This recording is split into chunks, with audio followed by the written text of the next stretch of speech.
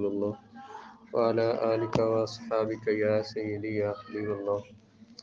علم اصطلاحات حدیث کی نشأت کا معنی ہوتا ہے نشا، ینشأ کا معنی ہوتا ہے پیدا ہونا، بننا۔ اس کی ابتدا کب سے ہوئی، کب سے یہ علم شروع ہوا، اس کی مختصر تاریخ اور ارتقاء کا معنی ہوتا ہے ترقی کرنا، آگے بڑھنا۔ مطلب پہلے کسی نے کتاب لکھی سب سے پہلے، پھر اس کے بعد، پھر اس کے بعد، پھر اس کے بعد۔ تو علم اصول حدیث کی نشأت یعنی اس کی ابتدا اور اس کا ارتقاء، اس کا آگے بڑھنا، وہ کب کب کیسے کیسے ہوا۔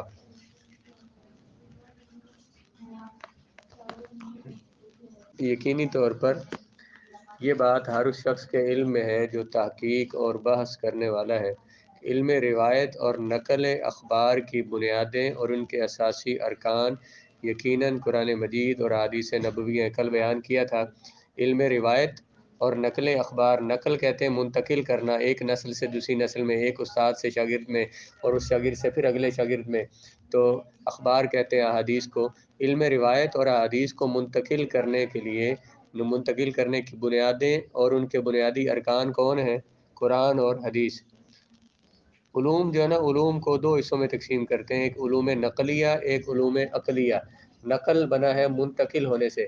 ہم یہ جو کہتے ہیں کہ فلاں بندے نے نقل کی ہے، جی امتحان میں نقل کیا، نقل کا مطلب کیا بھائی؟ ایک بندہ لکھ رہا تھا، اس کا دیکھ کر اس نے اپنی طرف منتقل کر لیا، اس کو نقل بولتے ہیں۔ کہتے ہیں کہ زمین فلانے کے نام انتقال ہو گئی ہے۔ انتقال کا معنی ایک سے منتقل ہو کر، تو ایک سے دوسرے کے نام میں منتقل ہو گئی ہے، اس کو نقل ہو گئی ہے، منتقل۔ تو علوم نقلیہ، علوم نقلیہ کہتے ہیں قرآن کو اور حدیث کو، کیونکہ یہ رسول اللہ علیہ والسلام سے، صحابہ سے، تابعین میں، آگے امت میں منتقل ہوتے آئے ہیں، اس لیے ان کو بولتے ہیں علوم نقلیہ۔ تو اس لیے کہا نقل اخبار، حدیث کو منتقل کرنے کی بنیادیں کیا ہیں؟ قرآن اور حدیث ہیں۔ علوم عقلیہ کیا ہے؟ عقلیہ جیسے منطق ہے، علم فلسفہ ہے، جن کا تعلق عقل کے ساتھ ہے، عقل لاجک جن کو مانتی ہے تو اس کو قبول کرتے ہیں، جس کو نہیں مانتے اس کو قبول نہیں کرتے۔ جیسے آج لوگ ملحد ہیں، بے دین ہیں، جو کہتے ہیں کہ یہ فلاں چیز جو ہے نا مثلا معجزہ ہے، عقل میں نہیں آتا، ایسا ہو سکتا ہے کہ آسمان انسان جو ہے نا وہ مثلا معراج، معجزہ معراج، اس کی سیرت میں آپ نے پڑھا ہے۔ اس کو یہ جو جنہوں نے انکار کیا معجزہ معراج کا، کرامات کا انکار کیا، تو اسی وجہ سے عقل کی وجہ سے اس کا انکار کیا کہ عقل میں نہیں آتے، علوم عقلیہ اس کا انکار کرتے ہیں۔ اللہ تعالیٰ نے فرمایا یا ایھا الذین آمنوا ان جاءکم فاسق بنبأ فتبینوا۔ کیا کہا بلا؟ علم روایت اور علم آگے خبروں کو منتقل کرنا، اس کی بنیاد ہمیں کہاں ملی ہے؟ قرآن سے۔ اللہ رب العزت نے فرمایا کہ اگر تمہارے پاس کوئی بندہ کوئی فاسق خبر لے کر آئے تو فتبینوا، تم اس کی جانچ پڑتال کیا کرو، اس کے بارے میں غور و فکر کرو۔ خبر کوئی لے کر آئے، حدیث بھی تو خبر ہے نا، کہ رسول اللہ نے، صحابی کہتے ہیں رسول اللہ نے فرمایا، اگلا بندہ کہتا ہے رسول اللہ نے، میں نے فلاں سے سنا، اس نے رسول اللہ سے سنا، حضور نے یہ فرمایا تھا، یہ بھی تو خبر دی جا رہی ہے۔ تو ویسے حدیث کو خبر بھی کہتے ہیں، حدیث کو اثر بھی کہتے ہیں۔ اگر یہ نام آ جائیں گے تو خبر بول کر حدیث بھی مراد ہوتی ہے۔ فرمایا کہ جب تمہارے پاس کوئی فاسق خبر لے کر آئے تو تم کیا کرو؟ اس کی جانچ پڑتال کرو۔ اب علم اصول حدیث میں کل آپ کو بتایا تھا کیا پڑھا جاتا ہے بلا؟ اسی کی جانچ پڑتال کی جاتی ہے کہ یہ جو بندے نے رسول اللہ کی بات ہمیں سنائی ہے، کیا یہ بات صحیح ہے یا نہیں صحیح؟ تو اللہ تعالیٰ کا یہ حکم ہے کہ جب تمہارے پاس کوئی خبر آئے تو تبینوا، تم کیا کرو؟ اس کی تحقیق کرو۔ اور حدیث مبارکہ میں رسول اللہ علیہ السلام نے ارشاد فرمایا نضر اللہ عمران سمع مقالتی وحفظها ووعاها واداها۔ حضور نے فرمایا اللہ تعالیٰ خوش و خرم رکھے، آباد رکھے، تر و تازہ رکھے اس بندے کو جس نے میری بات سنی، اسے یاد کیا اور اسے محفوظ کیا اور اسے آگے پہنچا دیا۔ حضور نے دعا دی ہے حدیث پڑھنے والوں کو، پڑھانے والوں کو، نضر اللہ عمران، اللہ تعالیٰ سامع مقالتی، اللہ تعالیٰ تر و تازہ رکھے، اس کو آباد رکھے، اس کو خوش رکھے جس نے میری حدیث پڑھی اور جس نے حدیث کو آگے یاد کیا اور اس آگے پہنچایا۔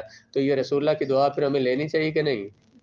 لینی چاہیے نا۔ اس لیے حدیث شوق سے پڑھا کریں، پیار سے حدیث کی تلاوت کیا کریں، عربی الفاظ جو حدیث کے ہیں نا، آپ کے پاس ویسے بھی اعراب لگے ہوئے، اس کو پڑھا کریں۔ اس طرح آپ قرآن کی تلاوت کرتے ہیں، اس طرح حدیث کی تلاوت کیا کریں۔ اس میں اس شوق کے ساتھ کہ رسول اللہ کے مبارک زبان سے نکلے ہوئے الفاظ ہیں جو لاکھوں کروڑوں لوگوں کی زبانوں سے منتقل ہو کر ہم تک آئے۔ کتنے نیک متقی لوگوں نے یہ الفاظ پڑھے ہوں گے، تو کتنے پہلی تو ان کا مصدر تو رسول اللہ کی زبان ہے، اور رسول اللہ کی زبان پہ کیسے؟ اللہ نے فرمایا وما ينطق عن الهوى ان هو الا وحی یوحى، میرے محبوب اپنی خواہش سے تو بولتے ہی نہیں، جو اللہ وہی فرماتا ہے وہی بولتے ہیں، جو اللہ کی وہی ہے، زبان رسالت پہ آئی، زبان رسالت سے آگے کروڑوں لوگوں سے منتقل ہو کر ہم تک پہنچی، تو اس کو اسی پیار سے بھی پڑھنا چاہیے۔ جس تو حضور نے فرمایا بالکل اسی طرح جو میری حدیث کو یاد کرے اسے آگے پہنچا دے، جس طرح اس نے خود سنا تھا اسی طرح آگے پہنچا دے، کیونکہ بعض اوقات وہ شخص جس سے بات پہنچائی جاتی ہے وہ سامع سے زیادہ محفوظ کرنے والا ہوتا ہے۔ حضور نے فرمایا ربا سامعن ربا مبلغ ابلغ من سامع، او کما قال علیہ الصلوۃ والسلام، حضور نے فرمایا کبھی جو بات سننے والا ہوتا ہے نا اس سے زیادہ اگلا جو بندہ ہوتا ہے نا وہ زیادہ اسے محفوظ کرتا ہے۔ مثال کے طور پر ایک حدیث میں نے پڑھی، میں اس پہ عمل نہیں کر سکا، میں نے اس کی خلاف ورزی کر دی، میں نے کوئی گناہ کر دیا جو اس حدیث کے خلاف تھا، جس کو میں نے آگے پڑھایا تو اس نے حدیث پہ عمل کر لیا، اس نے اس کی خلاف ورزی نہیں کی، تو حضور نے فرمایا کہ کبھی جو تم سے بات جو میری حدیث سننے والا ہے کبھی شاید وہ اتنا عمل نہ کر سکے جتنا اسے جس کو آگے اس نے پہنچائی ہے، تو اسے اس لیے فرمایا کہ آگے پہنچاؤ حدیث جو تم نے پڑھا تو اسے آگے پہنچاؤ، تاکہ ہو سکتا ہے کہ تم سے زیادہ وہ اگلا جس کو بات تم نے پہنچائی ہے وہ اس پر عمل کر سکے، اور وہ عمل کرے گا تو اس کے عمل کرنے کا ثواب تم نے اگر عمل نہیں کیا تو یہ تمہاری کمزوری ہے، لیکن اس کے عمل کرنے کا ثواب تو تمہیں ملے گا، اور پھر تمہارے عمل کرنے کا ثواب تمہیں جو بتانے والا اس کو ملے گا، اور پھر اس کا ثواب اسے ملے گا، اور پھر اس کا ثواب پیچھے منتقل ہوتے ہوتے ہر بندے کا ثواب رسول اللہ کو ملے گا۔ یہ ثواب جو ہے نا، مثال کے طور پر ایک مثال دیتا ہوں، میں نے آپ کو حدیث پڑھائی، آپ نے پڑھی، آپ کو ثواب ملا، جتنا ثواب آپ کو ملا نا وہ اتنا، اور وہ مجھے ثواب ملے گا۔ اب جتنا ثواب مجھے ملا تھا اور جتنا آپ کو ملا تھا وہ دونوں ثواب میرے استاد کو ملیں گے، وہ پھر جو میرے استاد جی کا ثواب تھا اور جو میرا تھا اور جو آپ کا تھا وہ سارا مل کے پھر ان کے استاد کو ملے گا، پھر یہ اتنے بندوں کا ثواب منتقل ہو کر جب رسول اللہ تک پہنچتا ہوگا تو ثواب کے پہاڑ ہوتے ہوں گے، تو جو رسول اللہ کی بارگاہ میں پہنچتے ہوں گے، کیونکہ ہر چیز کا مصدر تو رسول اللہ کی ذات ہے، اس لیے فرما رہے ہیں کہ اس کا حدیث کا نقل کی بنیاد کیا ہے؟ ذات رسول ہے اور قرآن اور حدیث ہے۔ تو حضور علیہ الصلوۃ والسلام نے کیا فرمایا کہ جب تمہیں کوئی بات پہنچائی جائے تو کیا کرو؟ اسے آگے منتقل کرو۔ یہ ہم جو حدیث میں پڑھ رہے ہیں اصطلاحات حدیث میں کیا ہوگا؟ حدیث آگے منتقل کریں گے، آگے بات پہنچائیں گے تو اس پہ اعتراض ہوگا نا کہ یہ بات صحیح کہی ہے اس نے یہ نہیں کہی، جو قرآن نے کہا کہ جب تمہارے پاس کوئی خبر آ جائے تو کیا کرو؟ اس کی تحقیق کرو، جب تمہارے پاس خبر پہنچے تو اسی طرح سے یہ حدیث میں بھی، اس میں بھی نقل حدیث کی بات ہو رہی ہے، حضور نے فرمایا آگے پہنچا دو۔ ایک دوسری حدیث میں سرکار نے فرمایا بہت اصحاب علم ایسے شخص تک دین کی بات پہنچا دیتے ہیں جو ان سے بھی زیادہ دین میں سمجھ بوجھ رکھنے والے ہوتے ہیں۔ بہت سے عالم ایسے ہوتے ہیں جو آگے ایسے بندے تک بات پہنچاتے ہیں جو ان سے زیادہ سمجھ بوجھ رکھنے والا ہوتا ہے۔ بعض اوقات دین کی بات آگے بیان کرنے والا وہ خود بڑا عالم نہیں ہوتا، بیان کرنے والا بڑا عالم نہیں ہوتا، لیکن اس سے آگے سننے والے بڑے عالم ہوتے ہیں، بہت بڑے بڑے نام ہیں، مثلا سیدنا امام بخاری جن کی آپ حدیث کی کتاب پڑھ رہے ہیں، آپ امام مالک کی پڑھ رہے ہیں، ان کے اساتذہ بھی تھے نیک، تقوی، متقی ہونے میں، رسول اللہ کے قریب ہونے میں وہ ان سے زیادہ ہوں گے، لیکن نام مشہور کس کا ہوا؟ ان ہستیوں کا۔ تو اس لیے حضور نے فرمایا کہ کبھی جو پڑھانے والا ہوتا ہے، جو علم دینے والا ہوتا ہے، اس کا وہ اسے مقام نہیں ملتا جو کہ جس کو دیا گیا وہ اس پر زیادہ عمل کر لیتا ہے، اللہ تعالیٰ اسے زیادہ مقام عطا فرماتا ہے۔ اس سے یہ بات بھی سمجھ آئی کہ کبھی یہ نہ سمجھے کہ میرا استاد تو بے عمل ہے، یہ تو گناہ گار ہے، یہ تو یہ کرتا ہے وہ کرتا ہے۔ آپ کا اپنا عمل ہے، اس کا اپنا عمل ہے۔ آپ کو رسول اللہ نے کیا فرمایا کہ آپ اس سے زیادہ عمل کر کے دکھائیں، جس کو پہنچایا گیا تو وہ زیادہ عمل کرنے والا ہو، جب آپ زیادہ عمل کریں گے تو آپ کے عمل کی وجہ سے اللہ تعالیٰ اس کی بھی بخشش فرما دے گا۔ بس درجے بالا آیت اور حدیث میں روایات کو اخذ کرنے اور ان کو ضبط اور محفوظ کرنے کی کیفیت سے متعلق ثبوت کی بنیاد رکھی گئی ہے۔ اس آیت میں اور ان حدیث میں بنیاد رکھی گئی روایات کی، اسے لینا، ان روایات کو اخذ کرنا کا مطلب لینا ہے، محفوظ کرنا مطلب ذہن میں اسے یاد کرنا۔ محفوظ کرنے کے دو طریقے، ایک حافظہ ہے ذہن میں یاد کرنا، دوسرا لکھ کے رکھ لینا، دو چیزیں علم کو محفوظ کرنے والی چیزیں۔ تو سب سے ان میں سے، ان دو چیزوں میں سے بھی جو حافظہ ہے وہ بہترین چیز ہے۔ اب ہم تو جب سے موبائل آئے تو مزید ہمارے حافظے کمزور ہو گئے، کیونکہ ہم نے ہر چیز جو ہے نا وہ اس میں سیو کرنا شروع کر دی، بس اس سے دیکھ لیں گے ضرورت پڑے گی۔ جب تک یہ موبائل نہیں نہ آئے تھے تو جتنے ہم نے کنٹیکٹ موبائل میں کیے ہوئے نا اتنے زبانی یاد ہوتے تھے، اتنے فون نمبر زبانی یاد ہوتے تھے۔ اب جب سے یہ آیا تو ہم نے ساری چیزیں اس میں رکھ لی۔ اسلام میں مسلمانوں کے نزدیک سب سے بڑا جو اللہ کی عطا کردہ بندے کے پاس جو طاقت ہے نا وہ روایت کرنے آگے پہنچانے. ان جاءکم فاسق بنبأ، خبر لے کر کوئی آئے تو یہ کا خبر لے کر آنا کیا ہے؟ حدیث پہنچانا، بات کسی کو آگے پہنچانا، اور پہنچانے اور پھر سے محفوظ کرنے کی کیفیت کا ثبوت ہمیں اس قرآن سے ملا. ہم نے پیچھے کہا تھا نا شروع میں پہلی بات کیا کی پہلی لائن میں، علم روایت اور نقل اخبار، خبروں کو منتقل کرنے کی بنیادیں کہاں سے ہمیں ملی ہیں؟ قرآن سے اور حدیث سے. کہ کوئی خبر اگر منتقل کی جائے تو وہ صحیح ہونی چاہیے، اس میں جھوٹ نہ ہو اور اسے صحیح محفوظ کرو. تو یہ کہاں سے ہمیں ملا ثبوت اس کا؟ قرآن سے اور حدیث سے. احادیث اور آیات میں روایات کو اخذ کرنے اور ان کو ضبط اور محفوظ کرنے کی کیفیت سے متعلق ثبوت کی بنیاد حدیث قرآن میں رکھی گئی ہے کہ کسی بھی حدیث کے بارے میں پہلے خوب تحقیق کی جائے، اچھی طرح سمجھ کر یاد رکھا جائے، اور پھر ان سب کے بعد دوسروں تک پہنچانے میں نہایت احتیاط سے کام لیا جائے. اللہ تعالیٰ اور رسول کریم علیہ السلام کے حکم کی تعمیل کرتے ہوئے صحابہ کرام حدیث کے قبول کرنے میں اور آگے دوسروں تک پہنچانے میں تحقیق اور ثبت سے کام لیتے تھے. ثبت، یہ تحقیق اور ثبت کا ایک ہی معنی، خصوصاً جب انہیں کسی راوی کی سچائی کے متعلق شک ہوتا تھا. اتنی سختی کی تھی صحابہ کرام نے حدیث کی روایت کرنے میں. جناب سیدنا عمر فاروق رضی اللہ تعالیٰ عنہ نے بعض صحابہ کو حضرت ابو ہریرہ کو ڈانٹ دیا حدیث لکھنے سے. فرمایا کہ کہیں ایسا نہ ہو کہ تم قرآن کو حدیث کے ساتھ ملا دو. جب آپ نے وہ جمع قرآن کا جناب ابوبکر صدیق رضی اللہ تعالیٰ نے جب قرآن لکھوایا تو کتنی سختی کی گئی کہ قرآن اور حدیث کے الفاظ جمع نہ ہو جائیں. تو جو رسول اللہ نے جس کو قرآن بتایا وہ قرآن ہے، تو اس کے لیے قرآن کی ایک آیت لکھنے کے لیے جناب ابوبکر صدیق نے جناب عمر نے کیا شرط لگائی تھی بلا؟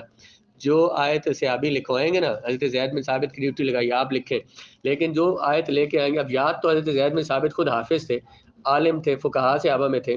آپ نے فرمایا جو بھی آیت لے کر آئے گا تمہیں آیت سنائے گا، یہ فلاں مقام پہ نازل ہوئی. دو گواہ ساتھ لے کے آئے کہ یہ دو میرے پاس گواہ ہیں کہ ہم تینوں نے رسول اللہ سے یہ حدیث پاک سنی، یہ آیت سنی تھی اور حضور نے بتائی تھی، فلاں موقع پہ بتائی تھی. تو اتنے گواہ، دو گواہ لے کے آؤ، پھر یہ قرآن کی آیت لکھی جائے گی. تو قرآن کو لکھنے میں، جب قرآن کے لکھنے میں اتنی احتیاط ہو گئی، اب جو قرآن کے علاوہ جو رسول اللہ کے جو باتیں ہوں گی وہ رسول اللہ کے فرمان ہوں گے. اب ان میں پھر احتیاط کی گئی. سیدنا عمر فاروق رضی اللہ تعالیٰ عنہ نے اس پہ صحابہ کرام پہ سختی کی، حالانکہ وہ انہیں بعد میں اس پہ اعتراض بھی کیا کہ جناب عمر رضی اللہ تعالیٰ نے سختی کیوں فرمائی اس پہ؟ تو سختی کی وجہ یہ تھی کہ کہیں یہ اور رسول اللہ کی حدیث میں کسی اور بات کو نہ ملا دیں. پھر آپ یہ دیکھیں گے کہ حضرت ابوبکر صدیق ان کو بند کر دیں. جناب ابوبکر، جناب عمر رضی اللہ تعالیٰ عنہ اور جو اجلہ صحابہ ہیں، جو بزرگ خلفائے راشدین ہیں، ان سے حدیثیں کم روایت ہیں. آپ کو جناب ابو ہریرہ کی روایات زیادہ ملیں گی، سید عائشہ کی روایات زیادہ ہیں، جناب ابو سعید خدری کی روایات ہیں، جناب انس بن مالک کی روایات ہیں. لیکن ان بزرگ صحابہ کی روایات کم ہے. اس کی کمی کی وجہ یہ ہے کہ وہ ڈرتے تھے اس سے کہ کہیں کوئی ایسی بات نہ ہو جائے جو رسول اللہ کی طرف ہم منسوب کر دیں. حالانکہ وہ انہیں جتنا زیادہ رسول اللہ کے ساتھ زمانہ جناب ابوبکر صدیق کا گزرا ہے، کسی کا نہیں گزرا. جناب مولا علی کا اتنا زمانہ گزرا ہے، کسی کا نہیں گزرا ہے، لیکن وہ کم روایت کرتے رہے. جناب سیدنا امام ابو حنیفہ رحمۃ اللہ تعالیٰ علیہ نے فقہاء میں کم روایات کی ہے. اس کی وجہ بھی یہی ہے کہ وہ روایت حدیث میں احتیاط کرتے تھے، کیونکہ رسول اللہ نے فرمایا جس نے میری طرف کوئی جھوٹی بات منسوب کی اللہ تعالیٰ اس کا ٹھکانہ دوزخ میں بنا دے گا. یعنی میری حدیث نہیں تھی، اس نے حدیث ثابت کر دی، اسے حدیث کہہ دیا تو دوزخی ہو جائے گا. خصوصاً جب انہیں کسی راوی کی سچائی کے متعلق شک ہوتا تھا. علم اسناد کی بنیاد اسی چیز پر ہے. کس پر؟ کہ حدیث آگے پہنچانی ہے تو حدیث آگے پہنچانے میں احتیاط سے کام لینا ہے. اس کے بعد احادیث کے قبول کرنے اور حدیث کو رد کرنے میں اس کی اہمیت ظاہر ہوئی. جیسے صحیح مسلم کے مقدمہ میں لکھا امام سیرین کا قول ہے، جس سے اس کی اہمیت واضح ہوتی ہے کہ لوگ خاص طور پر علماء اسناد کے متعلق پوچھتے تھے، مگر جب فتنے پیدا ہونے لگے تو علماء حدیث نے بھی مطالبات شروع کر دیے. نہیں، شروع میں حدیث کی سند کے بارے میں علماء نہیں پوچھتے تھے، لیکن جب فتنے شروع ہو گئے، نئے نئے عقیدے شروع ہو گئے، نئے نئے مذاہب کے لوگ پیدا ہو گئے. ویسے مولا علی کے زمانے میں جو لوگ جو ہیں وہ جو شیعہ ہوئے وہ اس زمانے میں شروع ہوئے. اسی طرح سے اور عقائد کے لوگ آہستہ آہستہ خارجی لوگ شروع ہو گئے. تو اب جو حدیث محدثین کے پاس کوئی حدیث لے کے آتا ہے تو وہ سے کہتے ہیں حدیث کی سند بیان کرو، بتاؤ تم نے کس سے سنی، اس نے کس سے سنی، تاکہ ان لوگوں کو دیکھیں وہ خارجی تو نہیں ہے، وہ شیعہ تو نہیں ہے، وہ کسی اور اپنے مذہب کو ترویج کرنے والے تو نہیں. اس لیے وہ پھر سند مانگتے تھے. شروع میں حدیث کی روایت کے متعلق سند کے متعلق نہیں پوچھتے تھے، مگر جب فتنے پیدا ہونے لگے تو علماء حدیث نے بھی مطالبات شروع کر دیے کہ اپنے رجال راویوں کا نام لیا کرو تاکہ اہل سنت اور اہل بدعت کو ممتاز کیا جا سکے. اس کے بعد اہل سنت سے حدیث قبول کر لی جاتی ہے اور اہل بدعت کی روایت رد کر دی جاتی. اب یہ جو میں نے بیان کیا کہ شیعہ کا آغاز کہاں ہوا، جنہوں نے مولا علی رضی اللہ تعالیٰ کو ساتھ دیا، اس وقت شیعان علی کہلاتے تھے. شیعان علی کا مطلب مولا علی کی جماعت، یہ مطلب نہیں تھا کہ ان برے عقیدوں والے وہ لوگ تھے. اس وقت جو مولا علی کے ساتھ تھے انہیں شیعان علی کہتے تھے، شیعہ کا مطلب جماعت ہے. پھر وہ ان میں کچھ لوگ ایسے شامل ہو گئے جنہوں نے اس مذہب کی بنیاد رکھی. ان میں وہ یہودی لوگ تھے، انہوں نے مسلمانوں کو لبادہ اوڑھ کر اس کی بنیاد رکھی، جنہوں نے مولا علی کو خدا بھی کہا اور ان کی عبادت کے بھی قائل ہوئے. جناب علی نے ان کو جلوا دیا، آگ میں ان کو جلا دیا، ان کو سزائیں دی، آپ نے کوڑے لگوائے انہیں. تو شیعہ وہاں سے شروع ہوئے. لیکن اہل سنت کیا ہے؟ حضور نے فرمایا ما انا علیہ واصحابی، جو جس پر میں ہوں اور میرے صحابہ ہیں. تو جو حضور کا طریقہ اسے سنت کہتے ہیں. حضور کے صحابہ کو کیا کہتے ہیں؟ جماعت. تو اہل سنت جو ہے وہ جو امت کا جو صحابہ کا طریقہ چلا آ رہا ہے اس کو اہل سنت و جماعت کہتے ہیں. اس بنیاد پر سند کی پہچان کے بغیر کوئی حدیث قبول نہیں کی جا سکتی. سند کی جب تک پہچان نہ ہو تو کوئی حدیث قبول نہیں کی جا سکتی. جرح و تعدیل کا علم اس وجہ سے وجود میں ہے. جرح کیا ہوتی ہے؟ جرح ہوتی ہے کسی پر اعتراض کرنا، بھئی بندہ صحیح نہیں ہے. تعدیل کسی کو عادل، کل عادل کا معنی بیان کیا تھا، سچا، متقی، نیک. تو جرح و تعدیل کا مطلب کسی کو تعدیل عادل قرار دینا، اور جرح مطلب اس کو آگے اس پہ بات آئے گی، اس پہ پورا اس پہ باب آئے گا. جرح مطلب اعتراض کرنا کہ بندہ ٹھیک نہیں ہے. مطلب آپ کسی کو تنقید کرتے ہیں اس کو جرح بولتے ہیں. کسی کی تعریف کرتے ہیں اچھا نیک آدمی ہے تو وہ کیا ہے؟ تعدیل، اس کو عادل قرار دینا. اس بنیاد پر جرح و تعدیل کا علم وجود میں آیا. راویوں کی تحقیق کا کام شروع ہوا. سندوں میں سے متصل اور منقطع کی پہچان ہوئی. کل متصل کی بنیاد میں نے مثال دی تھی. بس متصل میں نے کہا میں نے اس سے سنا، اس نے کہا اس نے بات وہاں سے چلی تھی وہاں تک ہر راوی کو بیان کیا تو یہ سند متصل ہے. ہر ایک کڑی دوسری کڑی کے ساتھ جڑی ہوئی. اگر درمیان میں ایک راوی کو حذف کر دیں تو اس کو کیا بولیں گے؟ منقطع. انقطاع آ گیا، درمیان میں کاٹ دیا گیا اسے. تو یوں راویوں کی تحقیق کا کام شروع ہوا اور سندوں سے متصل اور منقطع کی پہچان ہوئی اور مخفی علتوں کے بارے میں بحث ہونے لگی. کل آپ کو بیان کیا تھا کہ حدیث کے متن پہ جب اعتراض ہوتا ہے تو ہمیں تو نہیں پتا کہ رسول اللہ کا فرمان ہے کہ نہیں، لیکن اس حدیث میں کون سے ایسے لفظ ہیں جو اس لائق نہیں ہے کہ رسول اللہ علیہ الصلوۃ والسلام کی طرف منسوب کیے جا سکے. یہ کون بتاتے تھے؟ ماہر محدثین بتاتے تھے. وہ کہتے ہیں وہ جو مخفی علتیں تھیں، وجہ تھی جن کی وجہ سے حدیث کا انکار کرتے تھے، ان علتوں کو جاننا یہ علم روایت اصول حدیث میں آتا ہے.